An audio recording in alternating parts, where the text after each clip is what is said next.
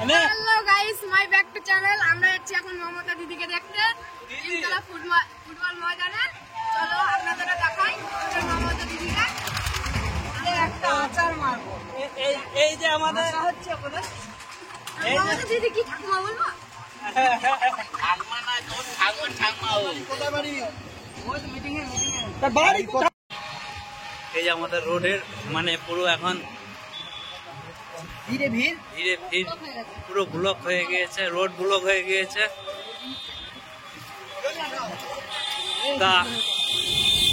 তা আমরাও আজকে বেরিয়েছি সেই উদ্দেশ্যে।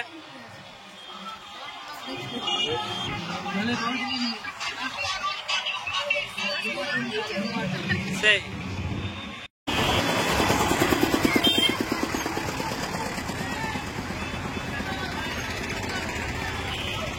তো আমাদের এই যে নিমতলা বাজারে নামিয়ে দেওয়া হচ্ছে।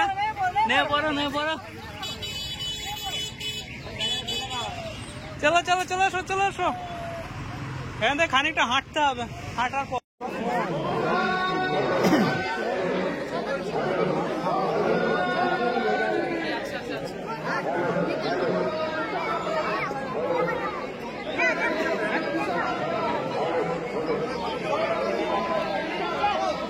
দেখলি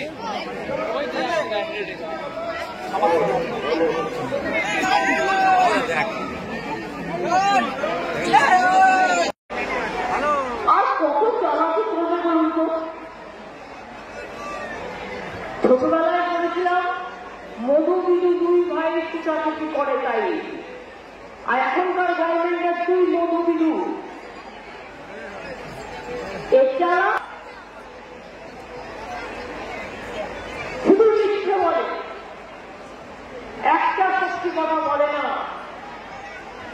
আজকেও বলে গেছে বাংলায় দাঁড়িয়ে তৃণমূল তো চোর, উনি নাকি সবচেয়ে বড় সাধু। আমি বলি তৃণমূল যদি চুনোপুটি হয় না, তুমি হচ্ছে রাবের গোয়াল, তুমি এত বড় টাকা আর এত বড় চোর, সে চোর বললে সুস্থ হয়ে যায়। একটা পঞ্চায়েতে একটা শিক্ষিত বললো তার বিরুদ্ধে আপনি অ্যাকশন নিতে পারবেন, এফআইআর করতে পারবেন, ব্যবস্থা নিতে পারবে।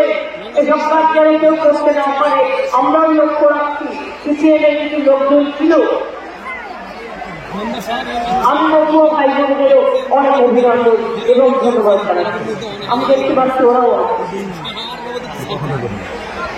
কি জিজ্ঞেস করুন তো, বলছে আমাকে ভোট দিলে আমি কাজ করবো। তো ভোট তো পেয়েছে, 10 বছর ধরে ভোট পেয়ে কোনটা করেছে? কিন্তু মিথ্যে কথাটা বুঝতে পারছেন? মামুনেরা আপনাদের বাড়িতে বিনা পয়সা বিদ্যুৎ চায়, বিদ্যুতে আপনারা টাকা দেন না, উনি নাকি সবাইকে বিনা পয়সায় বিদ্যুৎ দিচ্ছে,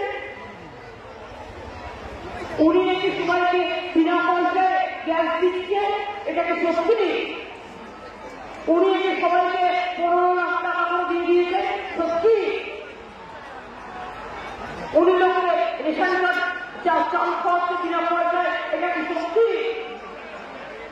আমি বর্তমানে কৃষকদের জেলা বলে দেবেন, জানেন তো আমরা 9 কোটি মানুষকে বিনা পয়সায় চাল দিই।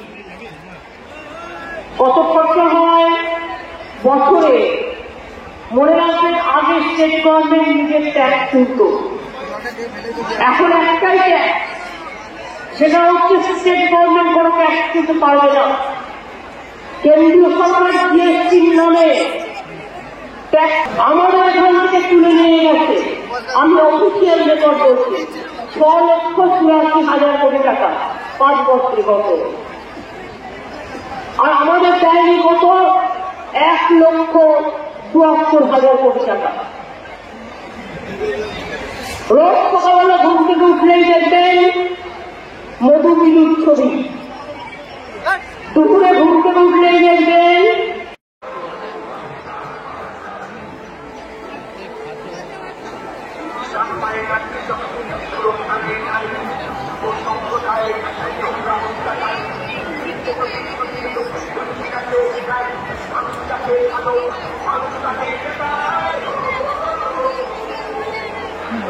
মিটিং করে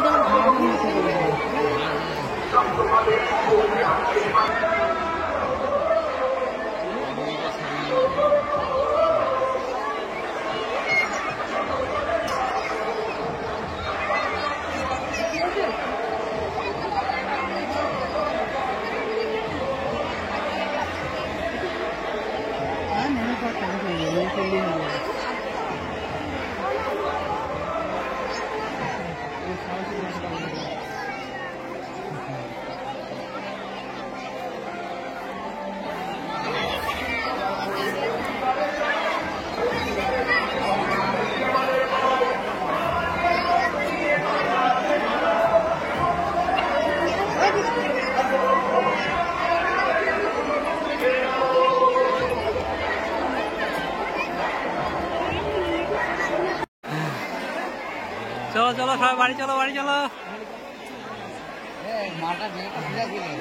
উপরে উঠার সময় এরকম হয়ে গেল, নিচে হাওয়া ঠেললো।